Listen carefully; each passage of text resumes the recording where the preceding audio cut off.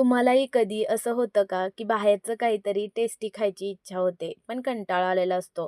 मग हा झटपट तयार होणारा व टेस्टी असा ब्रेड पिझ्झा नक्की ट्राय करून बघा.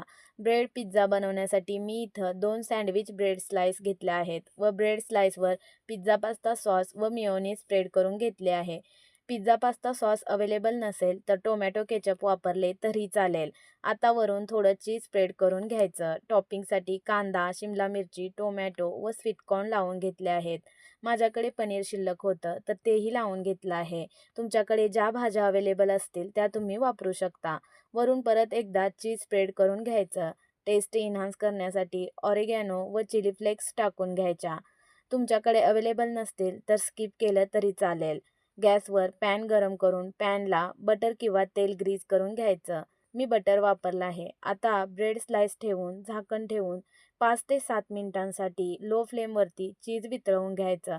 तयार आहे एकदम झटपट टेस्टी असा ब्रेड पिझ्झा.